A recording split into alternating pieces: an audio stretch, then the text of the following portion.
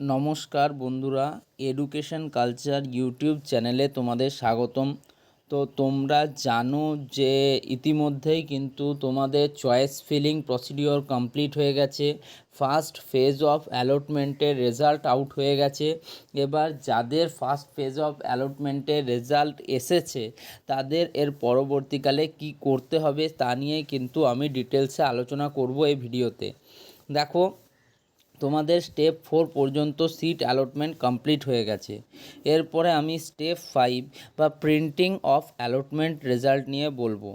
এই যে তোমরা 500 টাকা পেমেন্ট করলে কাউন্সিলকে এবং পরবর্তীকালে কলেজে অ্যাডমিশনের জন্য যে তোমাকে 800 বা 850 টাকা লাগবে, হ্যাঁ, তো সমস্ত কিছু নিয়ে তোমাকে মোটামুটি 1300 থেকে 1350 টাকা কিন্তু কলেজকে দিতে হবে।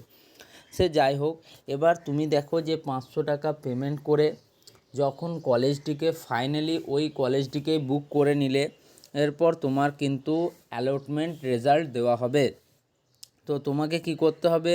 Print your final allotment letter at the earliest. সবার প্রথমেই তোমার ফাইনাল অ্যালটমেন্ট লেটারটি প্রিন্ট করে নিতে হবে। If you do not wish to participate in auto upgradation, যদি তুমি অটো আপগ্রেডেশন প্রসিডিওরে না যেতে চাও, and desire to take admission to the allotted seat after payment of final seat booking fee through debit card, credit card, net banking or UPI, আর সেক্ষেত্রে কিন্তু তুমি direct সেই কলেজে অ্যাডমিশান নিতে পারো। এবং তা হচ্ছে তুমি ফাইনাল সিট বুকিং ফি যে 500 টাকা পেমেন্ট করেছো তার কথা এখানে বলা হয়েছে। If you want to opt for auto upgradation, যদি তুমি অটো আপগ্রেডেশনের প্রসিডিওরে যেতে চাও of your allotted seat, then carefully select the correct option. If you opt for auto upgradation, যদি তুমি অটো আপগ্রেডেশন প্রসিডিওরে যেতে চাও, pay provisional seat booking fee through debit card, credit card, net banking বা ইউপিআই। সেক্ষেত্রে তোমার auto upgradation ফি যে 1000 টাকা সেটা তোমাকে দিতে হবে। এরপর দেখো, read all instruction given in the allotment letter carefully. তো তোমাদের অ্যালটমেন্ট লেটারে সমস্ত কিছু লেখা থাকবে যে কি তোমাদিকে দিতে হবে বা কলেজে কি পাঠাতে হবে কি পাঠাতে হবে না এগুলি সম্বন্ধে। এরপর দেখো, payment of provisional or final seat booking ফি।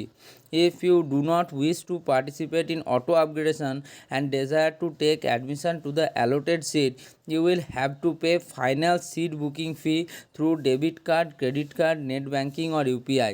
যদি তুমি মনে করো যে আমি অটো আপগ্রেডেশন প্রসিডিওরে আর যাবো না, সেক্ষেত্রে তুমি তোমার যে অ্যালোটেড সিট পেয়েছো তাতে কিন্তু ডাইরেক্ট সিটে অ্যাডমিশান নিতে পারো। আর সেক্ষেত্রে তোমাকে ফাইনাল সিট বুকিং ফি দিতে হবে, যেটা তুমি debit card, credit card, net banking বা ইউপিআই থ্রুতে দিতে পারো।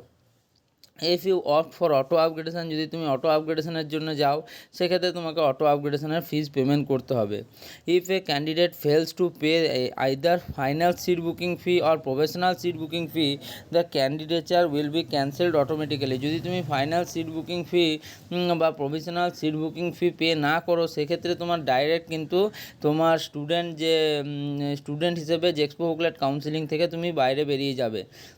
Option for opting for auto upgradation and payment therefore do not ensure upgradation of allotted seat. However, the allotted seat still remain booked for the candidate until a new seat from higher order choices is allotted. যতক্ষণ না তুমি উপরে তোমার ধরো তুমি 5 নম্বরের কলেজটি পেয়েছো, তার থেকে উপরের কলেজগুলি না পাচ্ছ তার মধ্যে সিট, তাহলে সেক্ষেত্রে কিন্তু তোমার যে তুমি 5 নম্বর কলেজ পেয়েছো সেই সিটটা তোমার কিন্তু অ্যালট করাই থাকবে, সেটা ক্যান্সেল হয়ে যাবে না।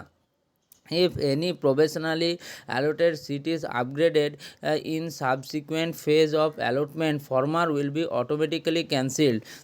যদি তুমি আগের একটি ভালো কলেজ পেয়ে যাও সেক্ষেত্রে তোমার আর 5 নম্বরের সিটটি থাকবে না, and will be replaced by the upgraded seat, এবং তোমার সেই আপগ্রেডেড যে সিটটা তুমি পেয়েছো সেটাই তোমার থেকে যাবে। এরপর হচ্ছে স্টেপ নাম্বার 7 হচ্ছে sending of document for verification. তোমাকে ডকুমেন্ট ভ্যারিফিকেশানের জন্য সেন্ড করতে হবে।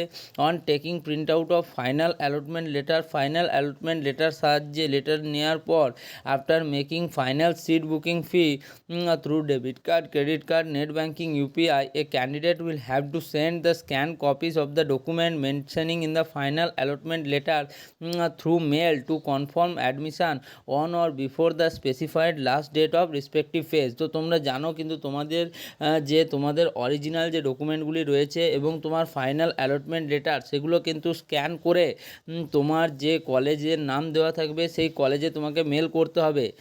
He or she has to pay admission related fees separately to the bank account for the concern institute. তো এগুলো তোমাদের জন্য ইম্পর্টেন্ট না। Admission to the allotted seat is subjected to verification of the all of the relevant document. যতক্ষণ না তোমার সমস্ত document verification হচ্ছে তার আগে কিন্তু তোমার ভর্তি প্রক্রিয়া সম্পন্ন হবে না। Candidature is liable to be cancelled if a candidate fails to produce any of the document in original before the verifying authority or produces fake documents at the time of physical reporting at the institute. After normalization of the present situation and his or her allotted seat will be cancelled automatically. তো এটা আমার কাছে রয়েছে previous আমাদের সময়ের allotment লেটারের কথা। সেক্ষেত্রে কিন্তু তোমাদেরকে কলেজে সেই ফাইনাল সমস্ত ডকুমেন্ট কিন্তু মেল করতে হতো এবং তারপরে যখন তোমাকে কাউন্সিল থেকে অর্ডার আসতো তখন তোমাকে কিন্তু কলেজে গিয়ে তোমার যে ফিজিক্যালি ডকুমেন্ট ভ্যারিফিকেশান করতে হতো। এবং যদি এটা বর্তমান সময়েও হবে যে ফিজিক্যালি তোমাকে ডকুমেন্ট ভ্যারিফিকেশান করতে হবে, তো ডকুমেন্ট ভ্যারিফিকেশানের সময় যদি কোনোভাবে তোমার কোনো ডকুমেন্ট তাদের দেখে মনে হয় যে এটা ফেক ডকুমেন্ট বা এই ডকুমেন্টে তার কোনো রকম কোনো প্রবলেম রয়েছে, ডিফেক্ট রয়েছে, তাহলে সেক্ষেত্রে কিন্তু তোমার ক্যান্ডিডেট হিসেবে তোমার যে অ্যালোটেড সিট অ্যাডমিশন বাতিল হয়ে যাবে। Last date of sending scan copy of document to the institute will be specified in the allotment letter. তো তোমাদের কাছে যে অ্যালটমেন্ট লেটার দেওয়া হবে সেই অ্যালটমেন্ট লেটারেই কিন্তু স্পেসিফাই করা থাকবে যে লাস্ট ডেট কবে রয়েছে। After the specified last date no mail will be entered by the institute and will not allow professional admission। যদি তোমরা সেই সময়ের মধ্যে এক্ষেত্রে মেলের কথা বলা হয়েছে বা সেক্ষেত্রে তোমাদের ফিজিক্যাল ভেরিফিকেশান যাই হোক না কেন, যদি তুমি সেই সময় সেখানে উপস্থিত না থাকো তোমার কিন্তু অ্যাডমিশন বাতিল হয়ে যাবে। Candidate must the scan copy of the following document scan from originals only for verification and allowing professional admission. তোমার ভ্যারিফিকেশানের জন্য এবং তোমার প্রফেশনাল অ্যাডমিশানের জন্য যে ডকুমেন্টগুলি মাস্ট তোমাকে লাগবেই তার মধ্যে একটা হচ্ছে for admission to first year of diploma courses only. First year diploma কোর্সেসের জন্য জেক্সপো স্টুডেন্টদের ক্ষেত্রে rank card, final allotment letter, admit card of Madhyamik or equivalent examination as age proof and for determination of district of schooling at Madhyamik or equivalent examination level. তো এক্ষেত্রে কী বলা হচ্ছে, তোমার মাধ্যমিকের অ্যাডমিট কার্ড এবং বা মাধ্যমিক সমতুল্য যে পরীক্ষাগুলো রয়েছে তার যে কোনো তার অ্যাডমিট কার্ড তোমাদেরকে লাগবে এজ প্রুফ হিসেবে, এবং তুমি কোন ডিস্ট্রিক্ট থেকে মাধ্যমিক এক্সামিনেশান পাস করেছো। যদি তুমি ডিস্ট্রিক্ট কোটা সিস্টেমে সিট পেয়ে থাকো তাহলে সেখানের মাধ্যমিক অর ইকুইভ্যালেন্ট এক্সামিনেশান লেভেলের অ্যাডমিট কার্ড তোমাকে শো করতে হবে। এরপর হচ্ছে marksheet of Madhyamik or equivalent examination, মাধ্যমিক বা ইকুইভ্যালেন্ট যে এক্সামিনেশান হয়েছে তার মার্কশিট সাবমিট করতে হবে।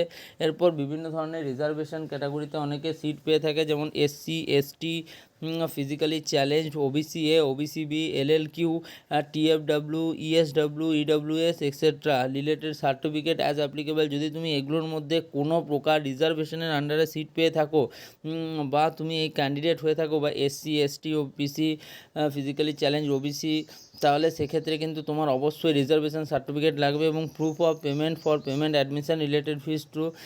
এই যে তুমি অ্যাডমিশন পেমেন্ট করেছো, অ্যাডমিশনের জন্য টাকা পেমেন্ট করেছো, তার কিন্তু ফি তোমার রিলেটেড ডকুমেন্ট লাগবে।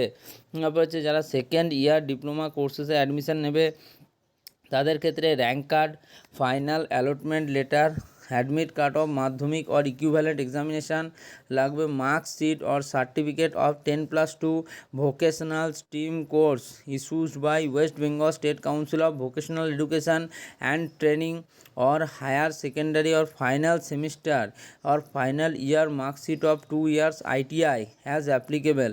তাহলে তোমার কাছে যদি 2 বছরের ITI সার্টিফিকেট থাকে বা 10+2 ভোকেশনাল সার্টিফিকেট থাকে সেক্ষেত্রে কিন্তু তুমি সেকেন্ড ইয়ারে অ্যাডমিশনের জন্য অ্যাপ্লিকেবল হবে। রিজার্ভেশন, এসসি, এসটি, পিসি রিলেটেড সার্টিফিকেটস অ্যাজ অ্যাপ্লিকেবল। যদি তোমার কাছে কোনো রিজার্ভেশন সার্টিফিকেট যেমন শিডিউল কাস্ট, শিডিউল ট্রাইব বা ফিজিক্যালি চ্যালেঞ্জ রিলেটেড সার্টিফিকেট থাকে তাহলে তোমরা কিন্তু সেটাও শো করতে পারো।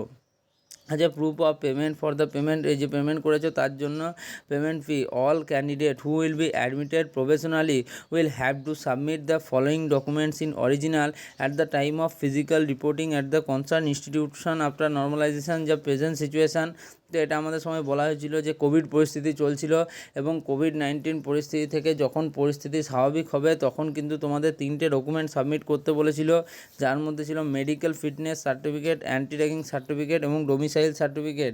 তা নিয়ে ডিটেলস কিন্তু আলাদা আলাদা ভিডিও রয়েছে চ্যানেলে, তোমরা দেখতে পারো। আর এটা হচ্ছে দেখো অ্যান্টি র্যাগিংয়ের এপিডেভিট দেওয়া আছে, টিএফডব্লিউ স্কিমের এপিডেভিট দেওয়া আছে। তো এটাই হচ্ছে এই সমস্ত প্রসিডিওর যদি তোমরা কমপ্লিট করে নাও সেক্ষেত্রে কিন্তু তোমাদের অ্যাডমিশান প্রসিডিওর কমপ্লিট হয়ে যাবে। যারা ফার্স্ট ফেজ অফ কাউন্সিলিংয়ে কলেজ পেয়ে গেছো, যারা পাওনি তাদের জন্য ভিডিও আসছে, সেই ভিডিওগুলোও দেখবে। ধন্যবাদ। চ্যানেলটি সাবস্ক্রাইব করে রাখো, কাজে লাগবে।